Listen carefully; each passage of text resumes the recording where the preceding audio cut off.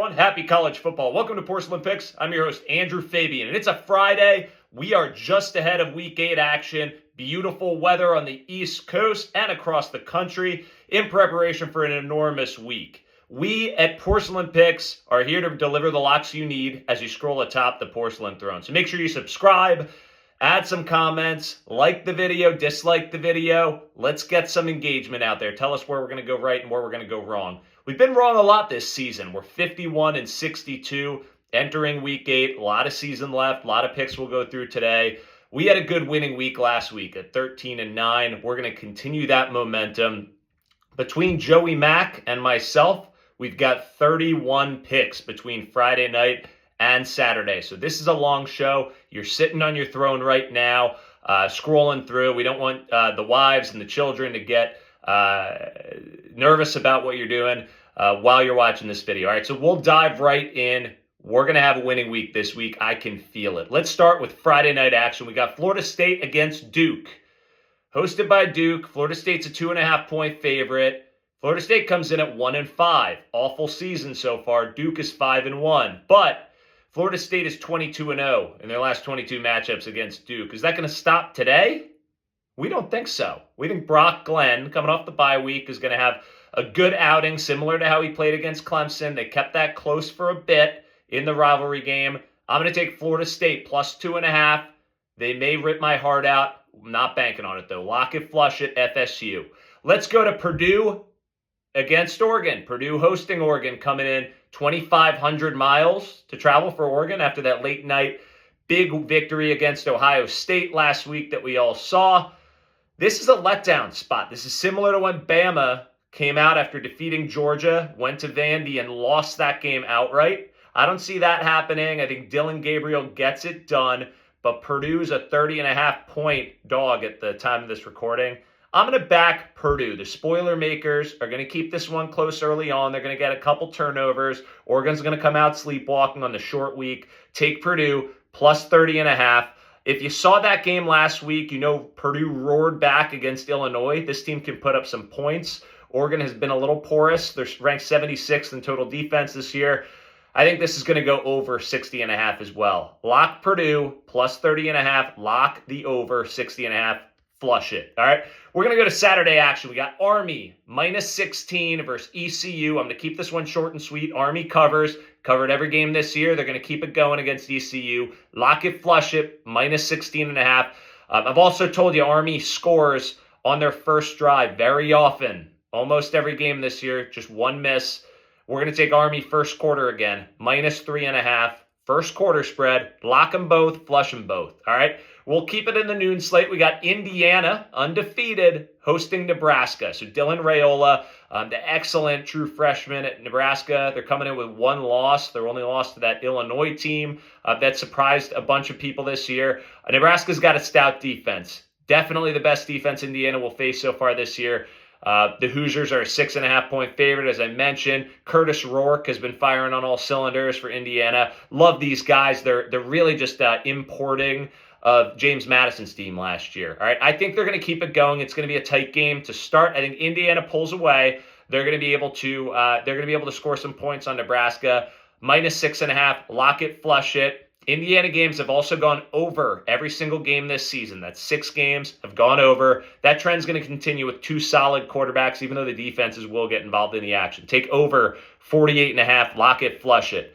Clemson, minus 20 right now, hosting Virginia. I'm going to go quick on this one. Klubnik has continued to really beat up on lesser teams. Virginia has a couple good showings so far this year. They kept it close versus Louisville. They did lose to Maryland earlier this year. They're 4-2 right now. Take Clemson, minus 20, beating up on a lesser opponent. Lock it, flush it to Dabo. Auburn, going to Missouri.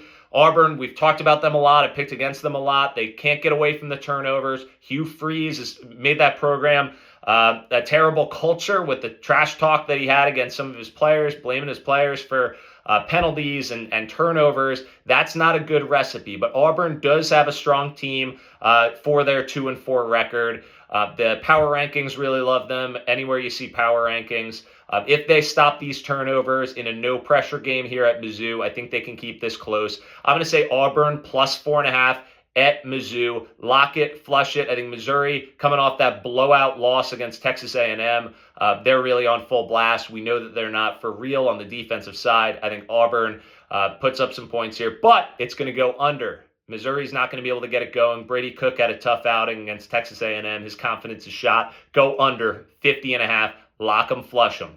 Let's go Miami at Louisville. Louisville had a great start to the year. We know they're good at home. They beat Notre Dame at home last year, but they had a couple straight losses before bouncing back with just a 4-point win against Virginia last week. So Louisville reeling a bit, while Miami has had a lot of really close misses. Obviously, we saw that Virginia Tech controversial finish, and then the big comeback Miami had to win that game. Miami's a 4.5-point favorite at Louisville. I do like Cam Ward to get it done here. I think there's going to be a lot of points on the board in this game. So I'm going to tell you to take Miami minus 4.5, lock it, flush it. Take Miami's team total over 52.5, lock it, flush it. If you want to get frisky, take the full game total. I'm going to keep it with Miami. I think they're going to score no matter what. I think Louisville could have a dud of a performance potentially. So those are the picks in that game. All right, South Carolina at Oklahoma. Both teams have strong defenses. South Carolina, you saw them almost pull it out against Alabama last week. They had a couple great turnovers at the end of the first half and a safety there that led to that close game. Oklahoma, really inconsistent offense. They just got blown out by Texas. They only put 3 points on the board in that rivalry game. I think Hawkins is going to really struggle to pass the ball against South Carolina's defense. He's the dual threat, but he's much more of a runner. Oklahoma's got a great defense, which we know as well, and I've called that out all season long. We're going to take the under in this game. I think it's going to be a close game throughout. One of those 19-14 type weird score games. Take the under 41.5. Lock it, flush it. Let's move to Joey Mac's MACtion lock of the week. All right, we've got 3 picks for you. I'm going to bang these out. These are winners. He's back to MAC play. Central Michigan, Eastern Michigan. The pick is over 54.5. Central's on a third-string quarterback. The guy's mobile, though. This team plays fast, as does Eastern Michigan. Eastern's got a porous defense. They've given up 30-plus points in 4 out of 5 games against the FBS. Go over 54.5, says Joey Mac. Lock it, flush it. Western Michigan, -1 at Buffalo. Versus Buffalo is the pick. Western's just the all-out better team. I'm going to leave it there. Buffalo's offense is in shambles. They haven't been able to get it consistent on that side of the ball. Western's the pick, -1. Lock it, flush it. Last Joey Mac lock of the week. We got Kent State versus Bowling Green. Bowling Green, we know they kept it close against A&M and against Penn State earlier this year. There are going to be some points on the board. Over-under set at 54.5. It's dropped 3 points from where it opened. Joey Mac loves the over here. Kent State, the totals keep going over. Anytime it's below 60 points, look for Joey Mac to take the over. 54.5, going over. Lock it, flush it. Thank you very much, Joey Mac. All right, 3:30 slate. We got Notre Dame, the Fighting Irish, at Georgia Tech, but it's at a neutral site field. It's still in Georgia, but what that means is that Notre Dame's going to have more ticket allotment to that game. They're going to have the home field advantage in this game. Georgia Tech's going to have some crowd there, but look for the Irish to be the home squad and get that on their front. Notre Dame's been dealing with injuries the last few weeks, but really the biggest line jumper, this line was -8.5 for Notre Dame. It just jumped to -13.5, and that's because Georgia Tech's star quarterback, who I love, who I keep picking for, Haynes King, he's out for this ball game. All right, so that really favors the Irish. I'm leaning Notre Dame. I think they win this game easily without Haynes King at the helm for Georgia Tech. Take Notre Dame -13.5 and what will be a 20-plus point victory for the Irish. Lock it, flush it. All right, Michigan at Illinois. Illinois, mentioned them before, another surprise team with only 1 loss this year, and that game was against Penn State. Illinois +3.5, hosting Michigan. Luke Altmaier had to really throw for his life last week after they were up big against Purdue. Purdue stormed back. They win the game in overtime, put up over 50 points. Michigan has a better defense than Purdue does, but on the offensive side of the ball, Michigan can't throw the ball. They have 1 game this year where they have over 135 passing yards. That trend's going to continue against a pretty, outside of that Purdue game, Illinois' defense has played fairly well against teams like Penn State where they held them to 21. I think Alex Orji is going to get some running yards, but they are going to go to Jack Tuttle a bit at quarterback. He's their 3rd stringer. I think he'll get some action in this game, throwing the ball, maybe some trickery coming out of the bye week, but I do like Illinois plus 3.5 in this game. I think the Illini are going to win this game outright, but we'll take the points here. We got a couple money line picks later on the dogs. Luke Altmaier is going to have another big game in front of the home crowd. Go Hoosiers plus 3.5. Lock it. Flush it. All right, we are on Bama at Tennessee, one of the biggest games of the day.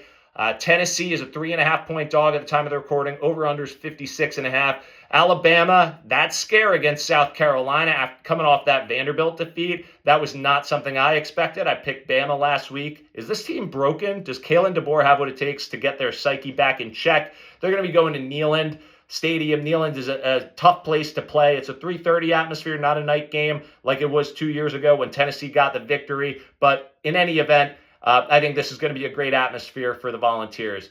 On their side of the football, we got Nico, their freshman phenom quarterback. He's leveled out after a couple big games early in the year. Their offense has really struggled. You saw that in the loss to Arkansas. And then last week against the Florida Gators, a game that they should have won by a lot more than they did in the rivalry. But their defense is the strong point, okay? Tennessee is going to come out and be able to stop Bama's offense. Bama has big playability, as we saw against Georgia. But I'm going to come out. I'm going to take the Vols plus 3.5. Rocky top, lock it, flush it. I also love the under in this game. I think there could be a couple big plays that ruin this for us, but I think Tennessee's offense is in a spot where they're going to be running the ball a lot with Dylan Sampson. He could take over this game. Alabama's rush defense hasn't been very sound this year. Take the under 56.5. Lock it, flush it. Colorado at Arizona.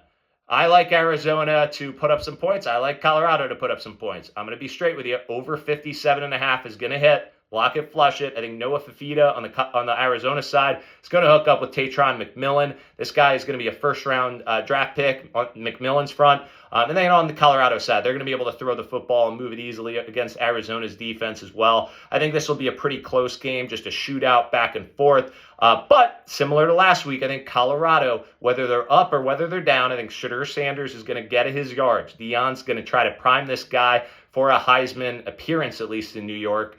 Take Colorado plus 1.5 in the fourth quarter line.